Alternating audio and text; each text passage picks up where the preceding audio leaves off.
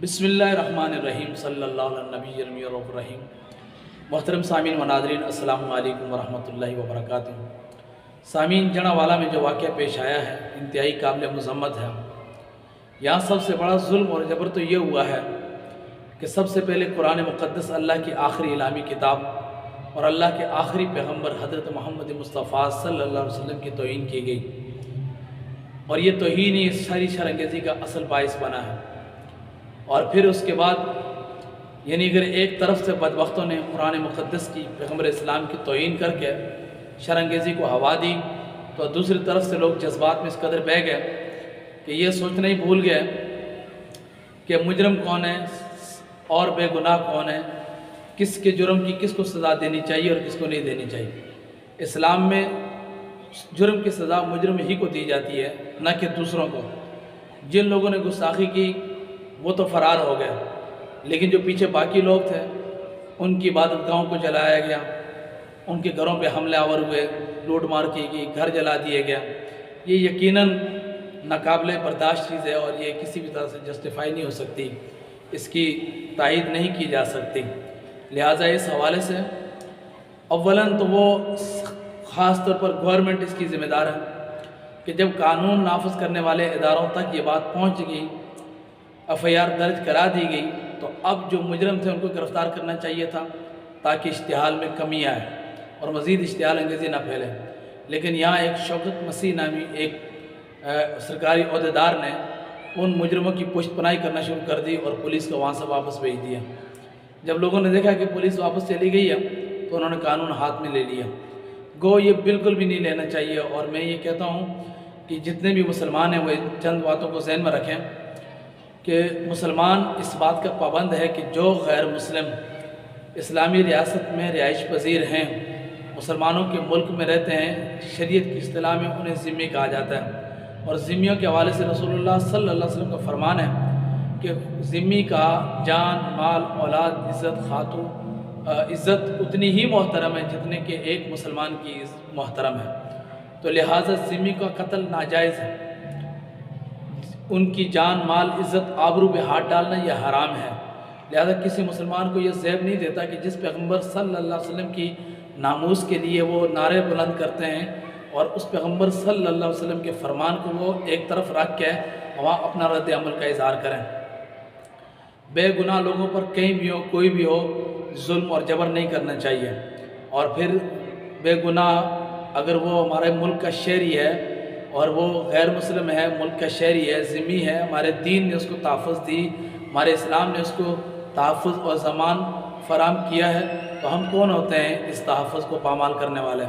تو لہٰذا جتنے بھی حضور کا کلمہ پڑھنے والے ہیں جو مسلمان ہیں، تو ان کو کبھی بھی اس قسم کے حالات اور واقعات کے اندر عام لوگوں کی املاک کو، جان و مال کو، عزت آبرو کو پامال نہیں کرنا چاہیے، بلکہ جو اصل مجرم ہیں انہی کو پکڑ کر قانون کے حوالے کر دیں اور انتظار کریں کہ پھر قانون ان کے حوالے سے کیا کرتا ہے۔ بڑے بڑے علماء و قائدین موجود ہوتے ہیں، ان کے احکامات کا انتظار کرنا چاہیے، از خود سے فیصلے نہیں کرنے چاہیے۔ اس کی وجہ یہ ہوتی ہے کہ اس کے بہت سارے نقصانات ہوتے ہیں۔ ایک وجہ تو اس کی یہ ہوتی ہے کہ یہ اس طرح کے واقعات ایسے ہی نہیں ہو جاتے، بلکہ ان کے پیچھے کوئی سازشی عناصر موجود ہوتے ہیں جو پوری منصوبہ بندی سے کرتے ہیں، اور جن کا مقصد ہوتا ہے کہ اسلام کو بدنام کرنا، مسلمانوں کو بدنام کرنا، اور پھر خاص طور پر یہ جو غیر مسلم اقلیت کا جو مسئلہ ہے، یہ بیرون ملک جانے کے لیے، پاپولر ہونے کے لیے اس طرح کی حرکتیں کرتے ہیں، جس طرح کہ آسیہ مسیح نے کی، اور پھر اس کو یہاں سے چھڑا کر بیرون ملک لے کے چلے گئے، اور وہاں جا کر اس کو اعزازات سے اور پتہ نہیں کیا کن کن چیزوں سے نوازا۔ ہم پاکستان اس وقت قرضوں کے اندر ڈوبا ہوا ملک ہے، اور ہماری حکومتوں کے اندر یہ دم خم نہیں ہے کہ وہ عالمی طاقتوں کے سامنے کھڑے ہو کر آنکھوں میں آنکھ ڈال کر سینہ تان کر جواب دیں۔ تو یہ ایک غلام ہے، غلاموں سے یہ نہیں ہو سکتا۔ تو لہٰذا جو انہوں نے کہنا ہے انہوں نے ماننا ہے، تو اس لیے اس طرح کی حرکات سکنات کر کے لوگ کچھ بیرون ملک جانا چاہتے ہیں، وہاں سستی شہرت حاصل کرنا چاہتے ہیں، وہاں بلند و مقام اور وقار اور وہاں اچھا روزگار چاہتے ہیں۔ ایک تو یہ ہوتا ہے، اور دوسرا اس کے پیچھے کچھ عالمی قوتیں بھی، کچھ دیگر سیاسی قوتیں بھی موجود ہوتی ہیں جو حالات کو خراب کر کے خراب حالات کا فائدہ اٹھانا چاہتی ہیں۔ اب ایسے میں مسلمانوں کو سوچنا چاہیے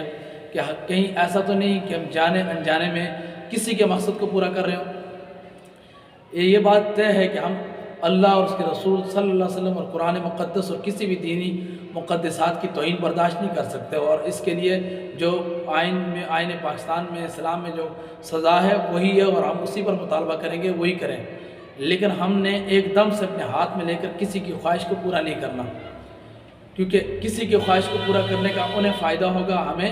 نقصان ہوگا۔ تو کچھ لوگ منصوبہ بندی کے تحت ہمیں اشتعال میں لانا چاہتے ہیں، مسلمانوں کو اشتعال انگیزی میں ڈال کر اپنے مکروہ مقاصد پورا کرنا چاہتے ہیں۔ لہذا مسلمانوں کو آنکھیں کھلی رکھ کے کھلے دماغ کے ساتھ آگے بڑھنا ہوگا اور سازشوں کو توڑنا ہوگا، اور اس کے لیے اپنی قیادت کے اوپر وہ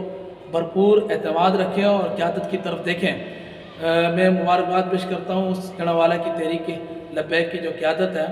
انہوں نے اس معاملے کو اپنی طرف سے بھرپور طریقے سے سنبھالنے کی کوشش کی اور بیک وقت 3 محاذوں پر لڑے۔ ان گستاخوں کے خلاف بھی انہوں نے FIR درج کرائیں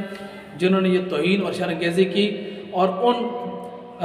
جذباتی اور اشتعال انگیز لوگوں کے خلاف بھی کھڑے ہوئے جنہوں نے لوگوں کے گھر جلائے اور ان کا مقابلہ بھی کیا، اور تیسرے نمبر پہ ان پروپیگنڈا مہم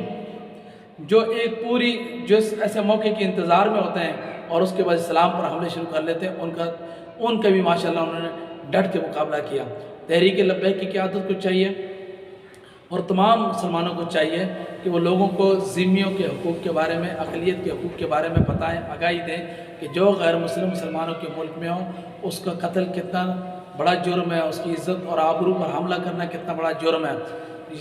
تو اس کا یہ مطلب نہیں ہے کہ ہم گستاخوں کی تائید کر رہے ہیں، استغفر اللہ معاذ اللہ۔ گستاخ عیسائی تو عیسائی ہے، گستاخ اگر مسلمان بھی ہوتا ہے تو وہ بھی معافی کے قابل نہیں ہے، اس کی بھی سزائے موت اس کو بھی دی جانی چاہیے، سزائے موت ہے۔ گستاخ رسول کے کی سزا سرسن سے جدا یہی ہے۔ تو یہاں عیسائی اور ہندو تو کسی کھاتے میں نہیں رہتا ہے، لیکن وہ ہو گستاخ جو گستاخ نہیں ہے، بے گناہ ہیں، ان پر ظلم و جبر، ان پر تشدد کرنا، ان کے گھروں کو جلانا، املاک کو جلانا، نہ یہ اسلام ہے، نہ یہ پاکستان ہے، نہ یہ انسانیت ہے، اور نہ یہ تحریک لبیک کا منشور ہے، اور نہ یہ کسی اور کا منشور ہے۔ یہ صرف سازشیوں کی سازشیں ہیں، یہ صرف فسادیوں کا فساد ہے، یہ شر انگیزوں کا شر ہے۔ اس سے اپنے آپ کو بچانا ہے اور اپنے اس وقت وطن عزیز پاکستان کو بھی آزمائش میں نہیں ڈالنا، اور بلا وجہ میں اسلام کو بھی بدنام نہیں کرنا، بلکہ اسلام تو ہمارے لیے ہر چیز سے مقدم ہے۔ اسلام ناموس رسالت، اللہ کی توحید، قرآن مقدس کی عظمت، یہ ہمارے لیے ہر چیز سے مقدم ہے، ان کو بدنام ہم نے نہیں کرنا۔ لیکن ان کے بظاہر نمائندہ ہم ہیں، جب ہمارے عمل ایسے ہوں گے تو استغفر اللہ معاذ اللہ ہماری وجہ سے مقدسات پر انگلی اٹھتی ہے، تو ہمیں اس پر سوچنا چاہیے۔ امید ہے کہ یہ بات آپ کو سمجھ میں آئی ہوگی۔ والسلام علیکم ورحمۃ اللہ وبرکاتہ۔